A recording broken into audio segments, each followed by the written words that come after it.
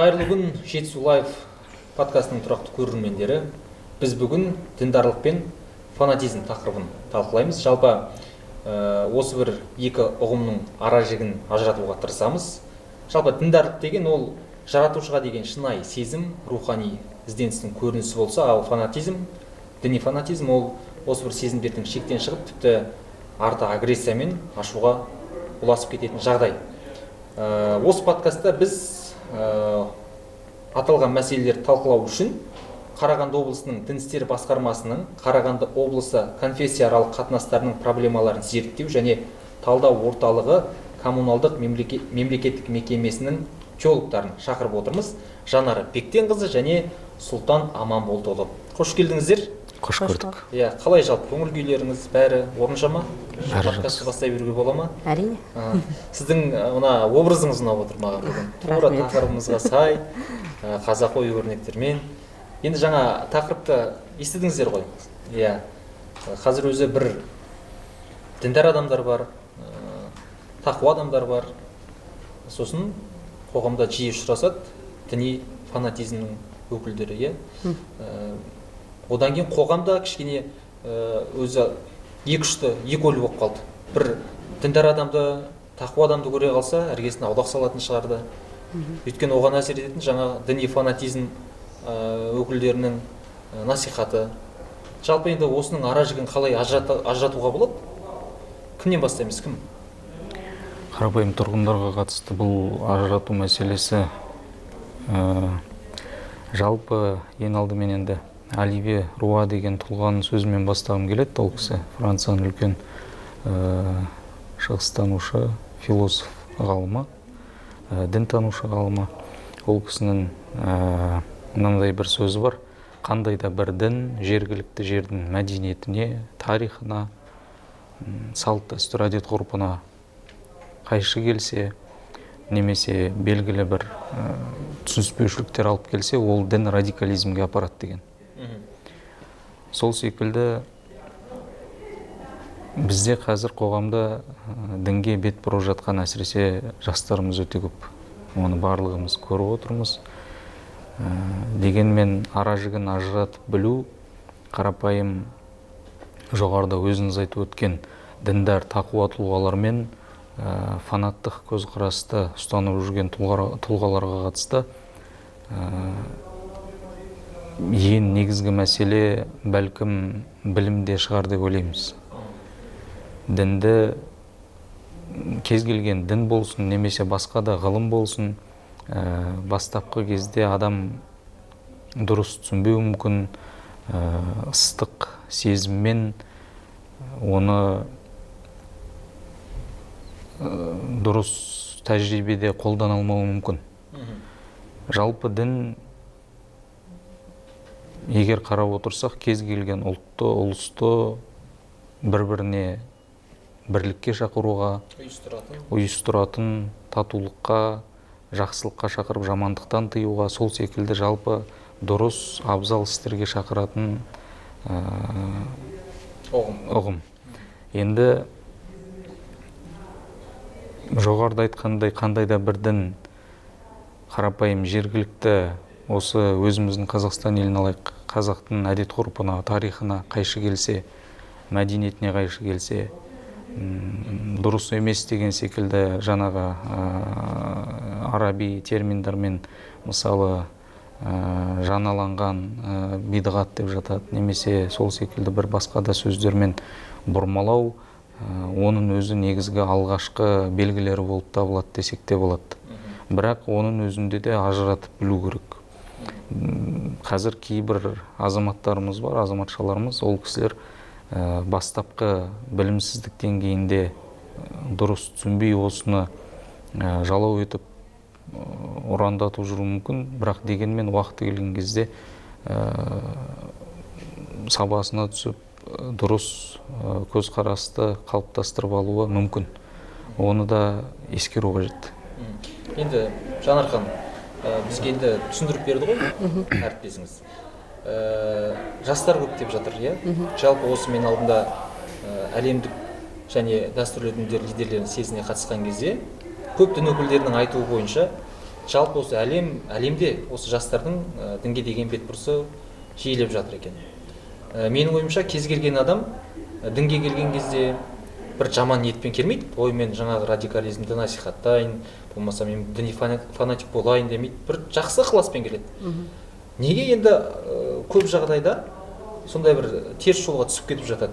Қандай факторлар әсер етеді деп ойлайсыз? Әрине, қазіргі таңда шынымен жастардың дінге бет бұрушылығы көбеюде. Ол әрине біз үшін қуанышты жағдай. Өйткені балаларымыздың теріс жолға кетпей, қылмысқа бармай, тура жолда жүру ол әрбір ата-ананың, әрбір отбасының арманы. Бірақ өкінішке орай қазіргі таңда дін үйренудегі жастарымыздың белгілі маман иелерінен дін үйренбеуінің кесірі, және де дінді өзіңнен интернет желілерінен, яғни әлеуметтік желіден үйренуі бар. Міне осы себептен де жастарымыз өздерінің алып отырған білімінің қай бағытта алып отқанын түсінбейді. Оның басты себебі көп жастарымыз дінді үйрену үшін оларда бірінші діни білімдегі фундамент болғаны дұрыс еді. Бірақ діни фундаменттің жоқтығынан өздерінің алып отқан білімінің ақ пен қарасын ажырата алмай, өкінішке орай кейбір жастарымыз сондай деструктивті діни бағыттағы ағымдардың өкілдерінің қатарына кіріп кетіп жатады. Енді бұл жерде жаңа айтып отырмыз ғой, діндарлық және діни фанатизм деп айтып отырмыз. Негізі діндарлық дейді, діндарлық, яғни дінді ұстанған адамға мен қысқа былай айтатын едім. Тілімен де, қолымен де, өзіне де, басқа адамдарға да, қоғамға да, мемлекетке де зиянын тигізбейтін адам деп айтар едім. Ал енді фанатизм дегеніміз, ол діни фанатизм дегеніміз белгілі бір діни қағидаларға бас ұрып, оған тәуелді болуды білдіреді. Мысалы, неміс философы Карл Ясперстің пікірінше, фанат дегеніміз дейді, өзін қандай да бір міндетке арнаған және одан бас тартпайтын, соның шектеуінде ғана қалған жан, және ол өз мақсатына жету үшін бейсаналы түрде барлық жағдайға баратын адам, мысалы фанатизм. Енді жастарымыз әрине бұл жерде дін үйренуде мен жастарға айтқым келетіні дінді өз маманынан үйрену. Өйткені қазір мемлекет, әртүрлі мемлекеттерде ислам дінін үйретудің ұстаздар өте көп. Мысалы біздің мемлекетіміз Қазақстан мемлекеті болғаннан кейін біздің мемлекетімізде арнайы тағайындалған Қазақстан мемлекеті діни басқармасы тарапынан ұстаздарымыз бар. Және де сол мемлекет тарапындағы бекітілген ұстаздарға рұқсат етілген білім иелері сол жастарымызға білім беретін болса, жастарымыз басқа діни ағымға кетпейтін еді. Көрдіңіз бе? Мысалы, бұл жерде тағы мынандай айтқым келеді. Нұрсұлтан Рысмағамбетов деген ұстаздың өзінің сөзінде, мен өзімнің мемлекетімде діни фундамент, яғни діни білімімді мемлекетімде қалағаныма қуанамын деп. Өйткені шетелге оқуға барған кезде ақ пен қараны ажырата алуым осы мемлекетімде өзіміздің діни ұстаздарының берген білімменен мен өзім сол жақта діндерді ажырата алдым деген. Көрдіңіз бе? Сол себептен де жастарымыз тек қана өзінің тура бағытта ұстаздардан үйренгені дұрыс дер едім. Және де мемлекетіміздің, мысалы өзіміздің менталитетіміз бар, салт дәстүріміз бар, әдет ғұрпымыз бар, климаттық ортамыз бар, соған сай үйренсе құба-құп болады. Түсінікті. Енді Сұлтан мырза, сізге бір сұрақ қойыншы. Жаңа әріптесіңіз айтып өтті, негізгі мамандардан үйренгені дұрыс деп. Бірақ енді қазір бізде менде де, сізде де, Жанар ханымда да телефон бар, әлеуметтік желі деген дүние бар, оған ешкім шектеу қоймайды. Өзі қазір не көп, ұстаз көп болды. Қайда қарасаңызда жаңағы микрофонды алып, уағыз айтып отырады, басқа айтып отырады, оның бірақ ешкім оған жаңағы сөз қоймайды. Ол шын айтып жатыр ма, өтірік айтып жатыр ма? Ал енді табынушылар өте көп, бірақ былай қарасаңыз, жанкүйерлер өте көп. Енді осы бағытта қалай күресу керек қоғамда? Жаңа сіз айтып жатсыз ғой, негізгі мамандардан, бірақ оны бақылап жатқан адам жоқ қой қазір. Қоғамда жаңа ұстаздар көбейіп кетті. Осы үрдіс қалай әсер етуі мүмкін?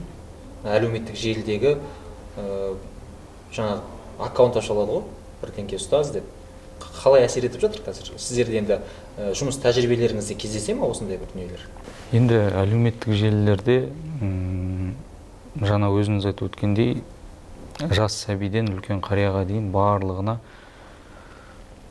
толықтай ашық тұрған ақпаратты қалан. Ешкімге ешқандай тыйым салынбайды, бірақ дегенмен адам енді шыны керек қарапайым бір басыңыз ауырса немесе бір ағза мүшеңіз ауырса әлеуметтік желіден қарап кез келген дәрі дәрмекті алып қабылдай бермейсіз ғой. Иә, зияны тиетін анық оның. Иә, кез келген пайдасы бар дүниенің оның да белгілі қарама қайшы тұсы да бар негізінде, кішкентай болса да, дұрыс пайдаланбаса. Сол секілді бұл жерде де дінді мысалы енді тәжірибемізде әлеуметтік желілерден түрлі аудио, видео материалдарды немесе кітаптарды оқып, танып, өз пікірлерінше қабылдап жатқан азаматтар бар. Кейбірлерімен түзету мекемелерінде кездесіп сөйлескен болатынбыз. Қарапайым мысалы діни тұрғыдан мысал келтіретін болсақ, ең алдымен өзі негізге алынатын Құран болса, одан кейін хадис болса, солай өзі кете береді ғой. Негізге Құран мен сүннетті ала береді, бірақ дегенмен әр хадистің де мысалы сол пайғамбардан жеткен хадистің түсіндірмесі бар, ғалымдардың түсіндірмесі, дұрыс түсіндірген. Егер мысалы буквально дейді ғой, тікелей қабылдасақ,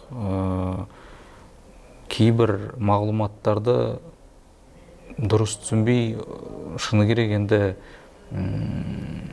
түрлі қарама-қайшылықтар тудырып, қоғамнан безіп кететін жағдайға да алып келетін жағдайлар бар, хадис оқиғалар бар мысалы.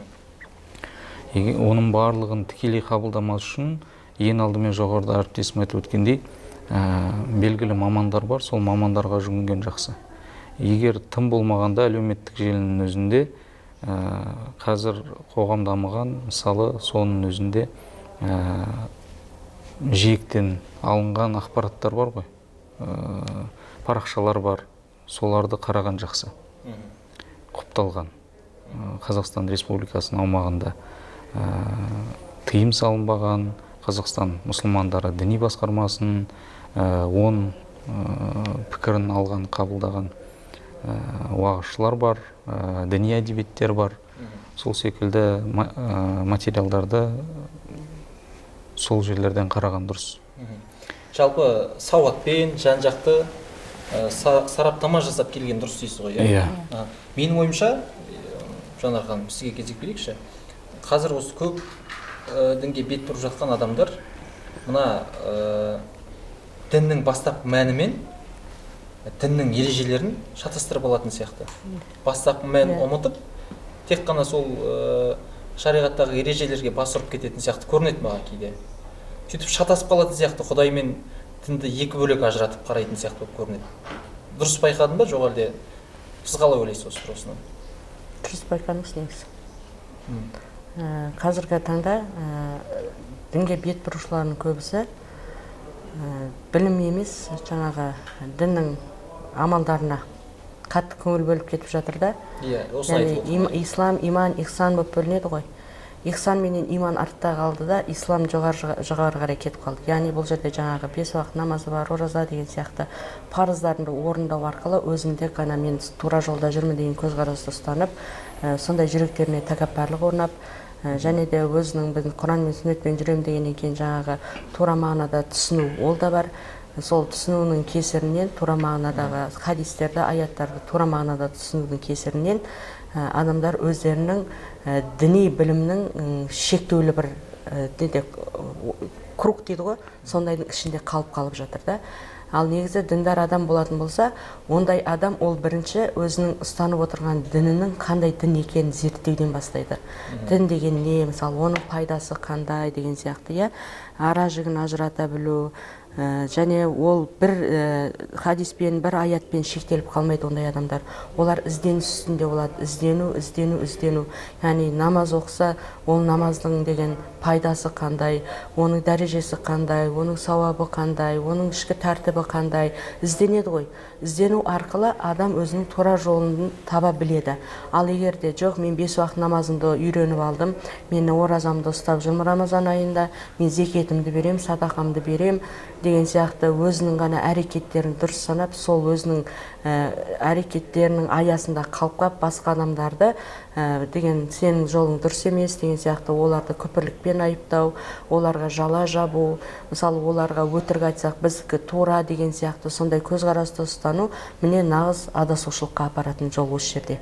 Негізі бұл тақырыбымызда діндарлық мен фанатизмнің айырмашылығының ең басты нүктесі діни білімге келіп тіреледі.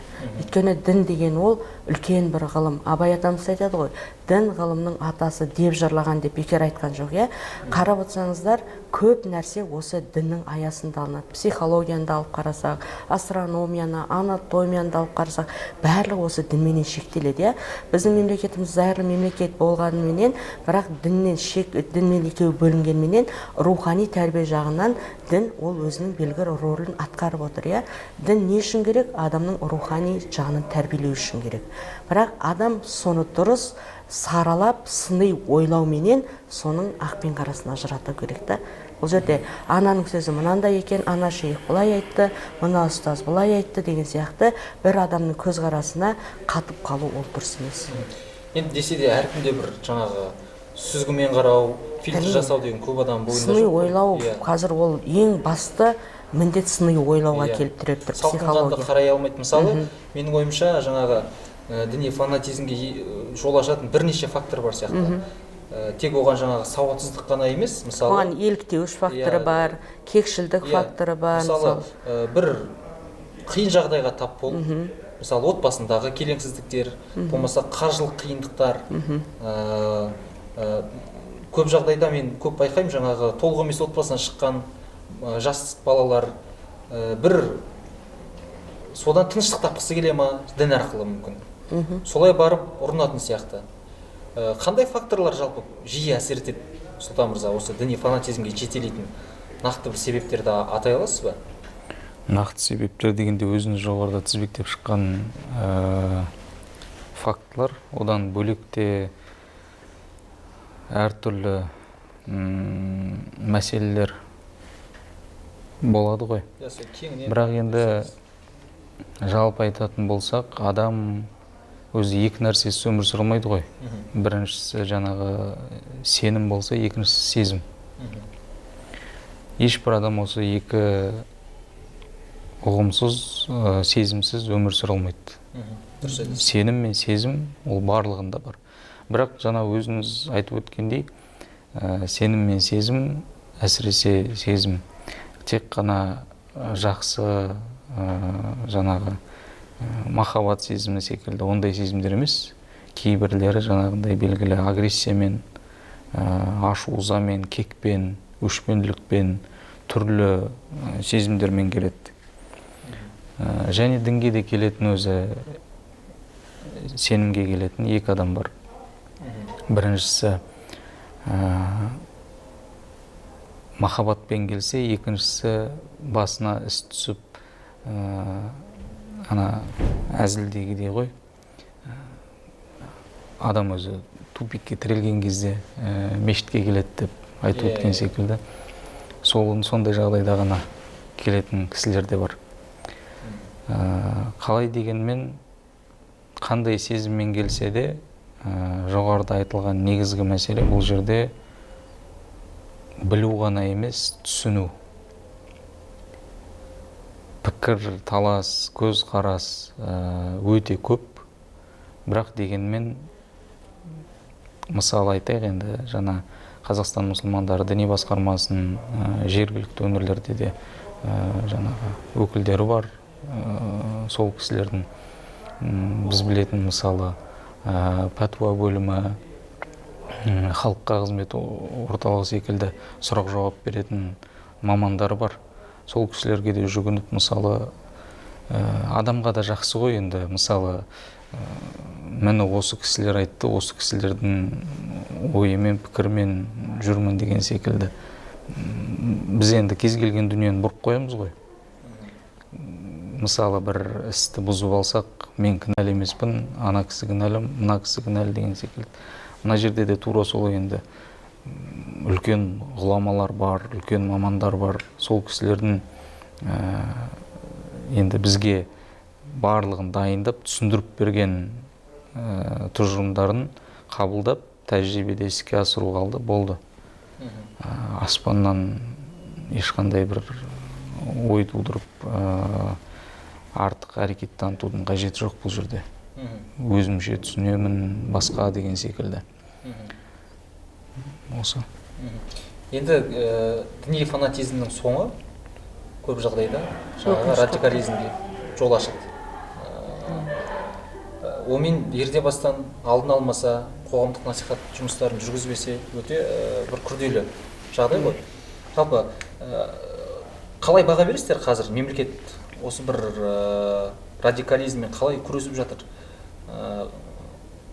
Мысалы, соңғы уақытта бет тұмшалауға тыйым салды, иә? Осы жаңалықты сіздер қалай қабылдадыңыздар?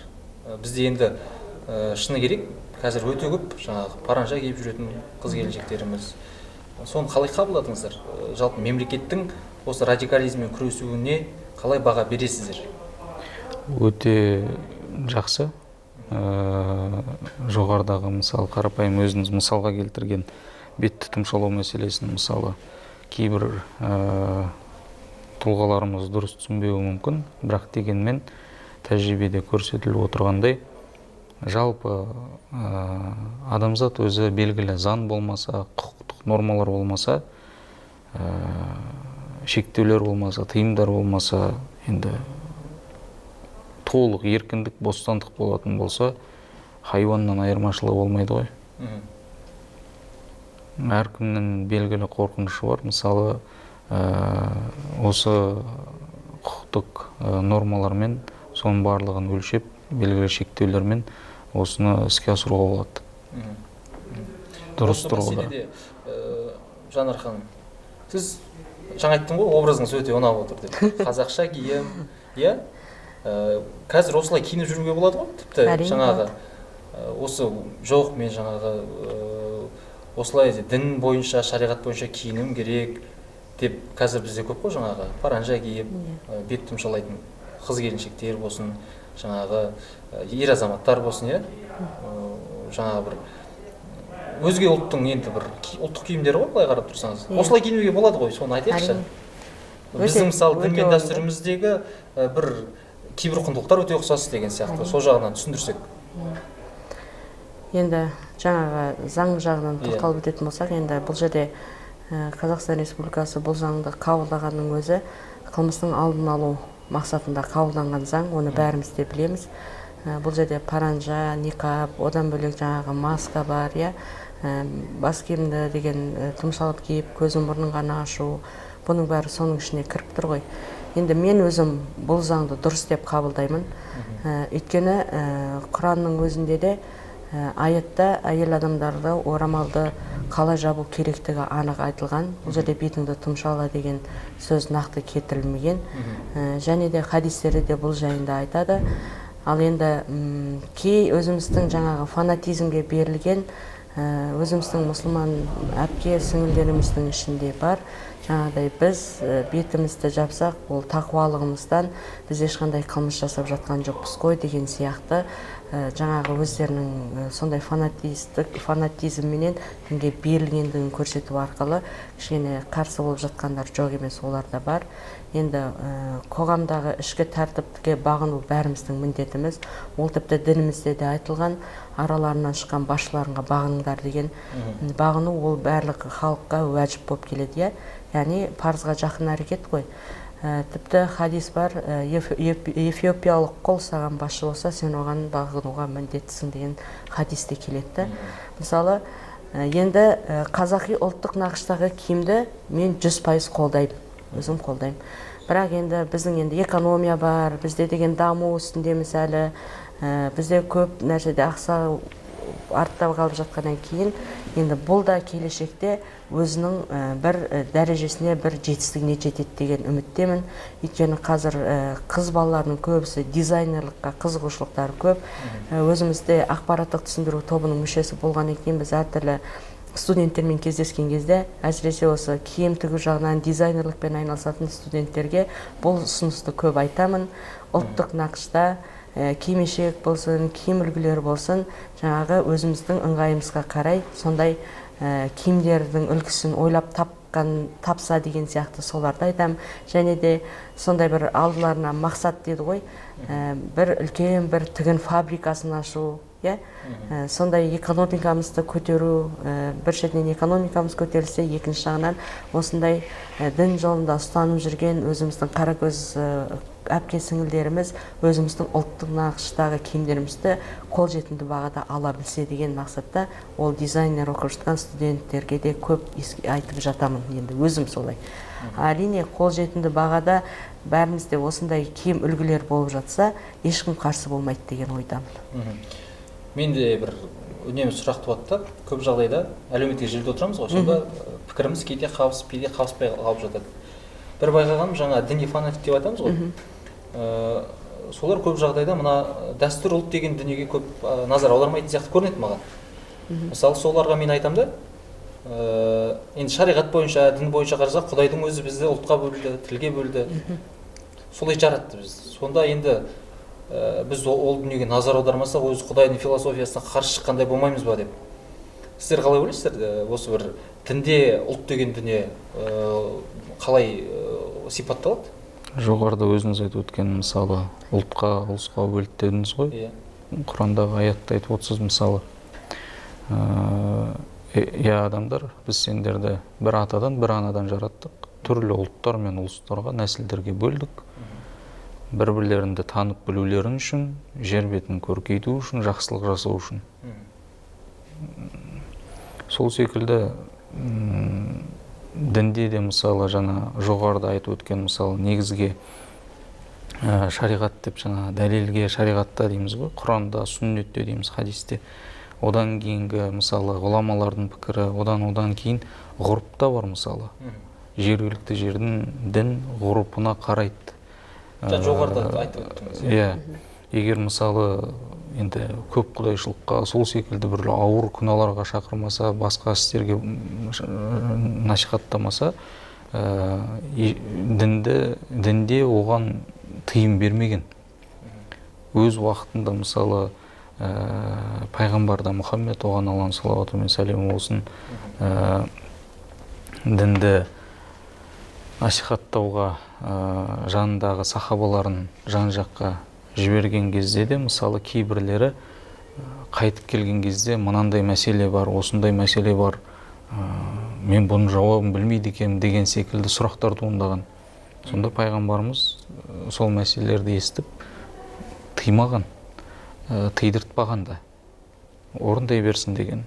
Себебі ол жергілікті жердің өзінің қалыптасқан мәдениеті, үрдісі.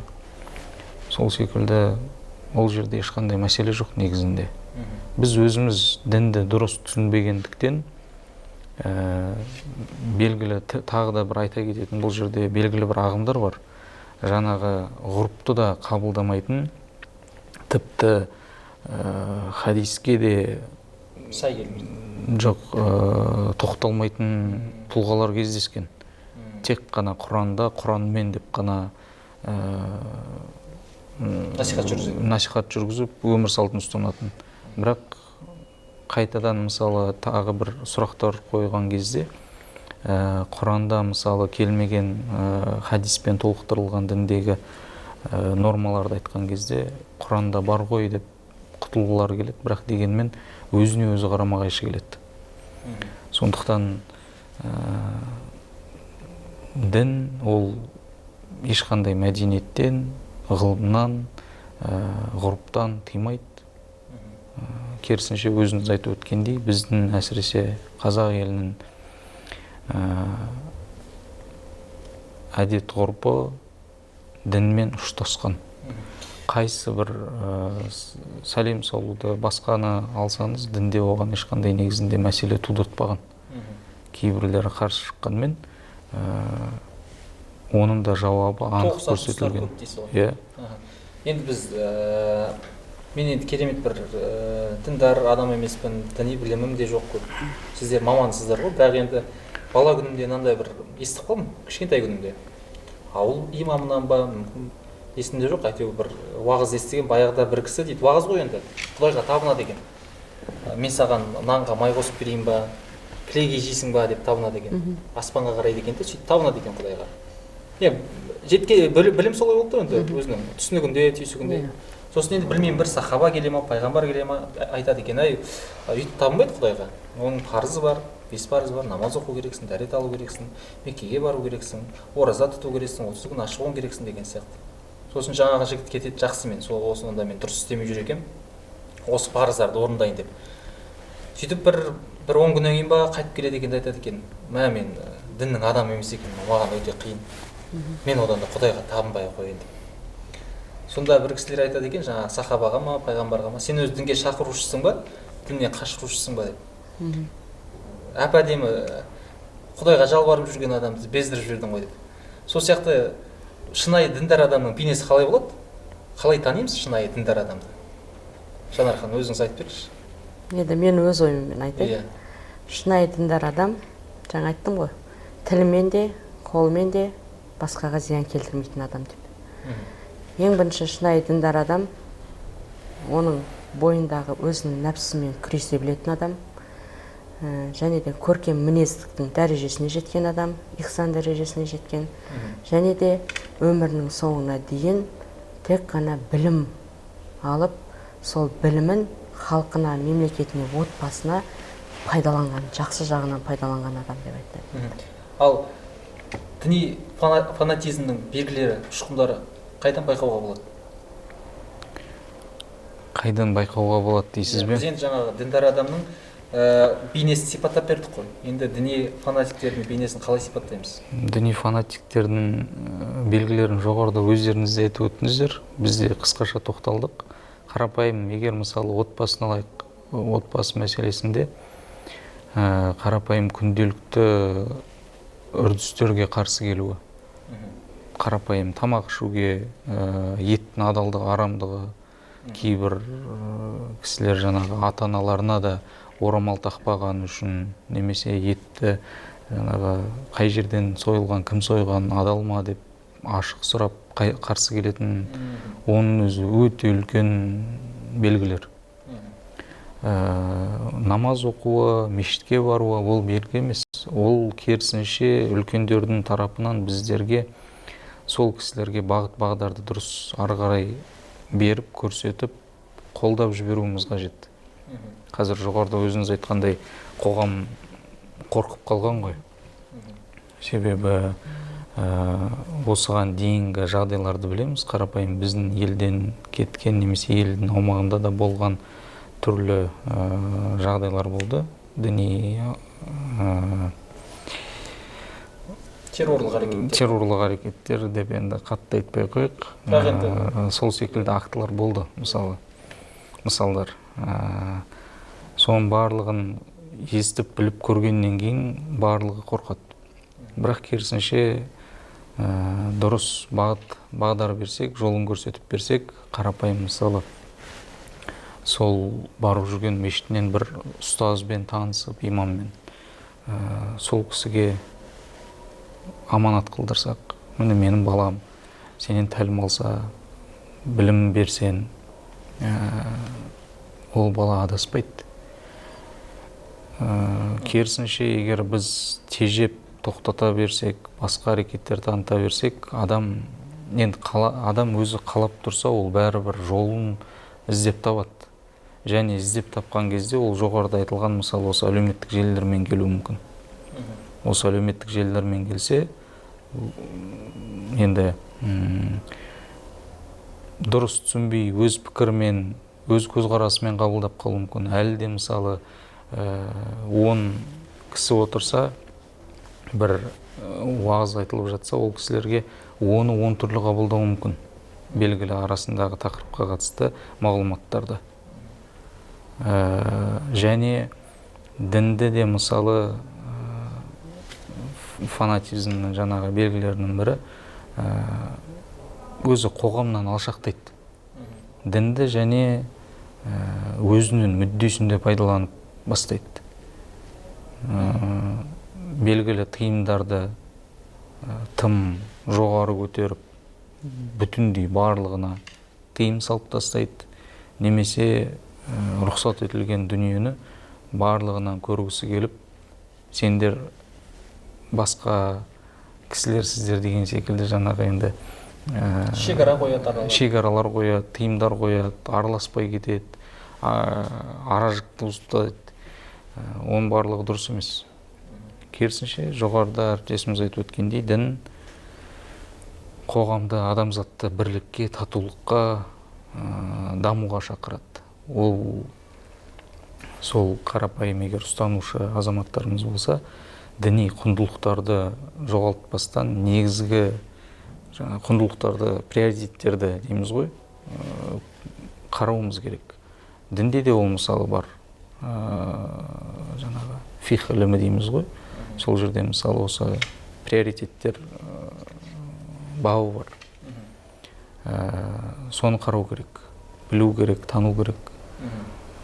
Біздің мемлекетіміз орналасқан аумағы, бізге жақын орналасқан, таяу шығыс болсын, басқа да мемлекеттер болсын, сыртқы күштердің әсері, келу ықтималдылығы, әсер ету ықтималдылығы жоғары сияқты, осы дін тақырыбына келгенде. Мысалы, жаңада өзіңіз айтып өттіңіз ғой бірнеше фактілерді. Ақтөбедегі баяғыда болған біздің бала күніміз есімізде әлі, бүкіл қоғам шок алып қалды. Мен әлі кейде сол қорқам, сол оқиға есіме түссе. Ал бұның бәрі жаңағы діни фанатизмнен ұласатын дүние ғой. Соны қорытындылап айтып жіберейікші. Бұл дін деген, жаңа сіз бір күшті сөз айттыңыз бағана.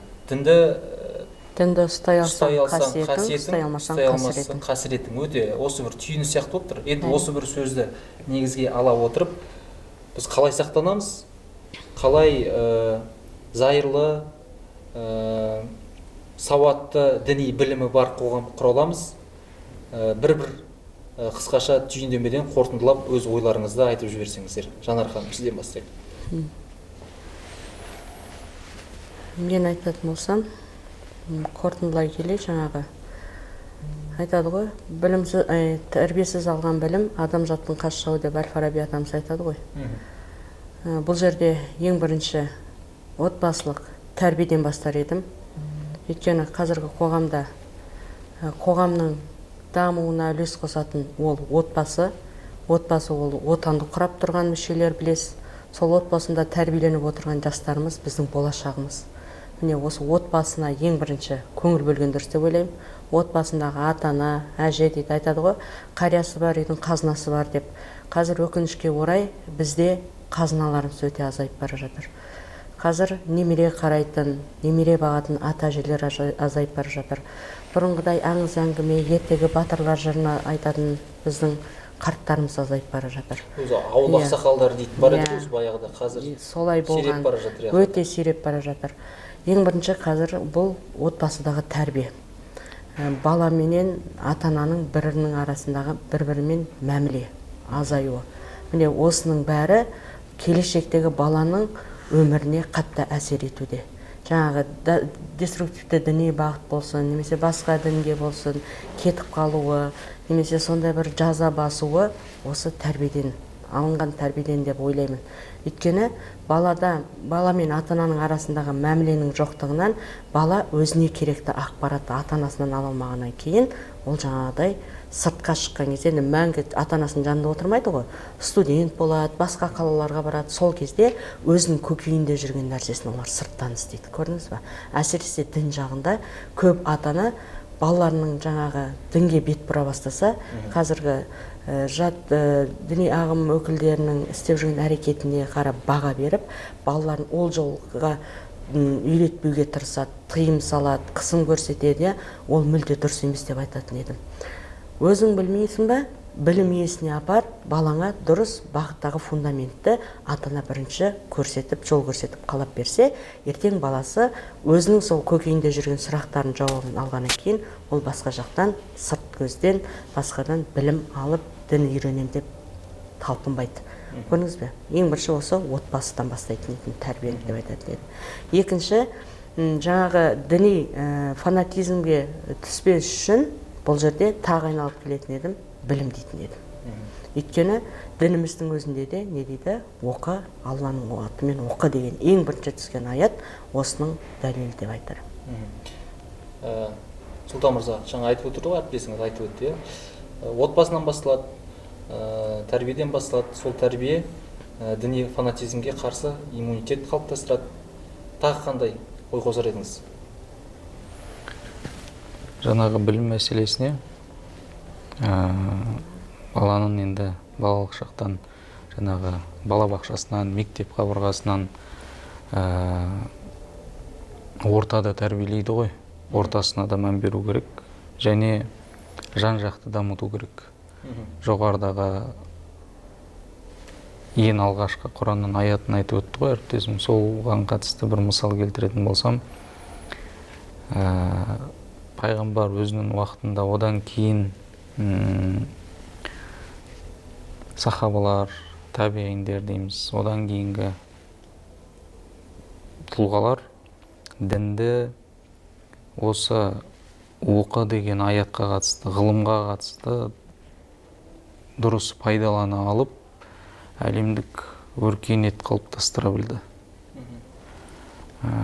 Сол себептен ғалымдар осы аяттың түсіндірмесіне қатысты тек қана дінді тануға білуге емес, жалпы ең алдымен жаратушыны таныса, одан кейін жаратылысты таныса деп айтады. Ол дұрыс, бірақ басқа да ғылымдарды жастар меңгеруі қажет. Физика ғылымы, химия, астрономия, түрлі ғылымдар өте көп. Соның барлығында дінді ұштастырып біліп, дұрыс пайдалана алса, үлкен нәтижелерге қол жеткізуге болады. Тамаша. Енді жалпы тарихтың қай кезеңін алсақ та, осы дін ұғымы қалыптасқаннан бері екі-үшті пікір, түрлі көзқарас қашаннан бері жалғасып келе жатыр ғой. Әлі де жалғаса беретін сияқты. Десе де, біздің қоғамымызда зайырлы діни білімі бар, сауатты ұрпақ көп болсын. Уақыт бөліп келгендеріңізге, ой бөліскендеріңізге көп рахмет. Сәттілік бастамаларыңызға.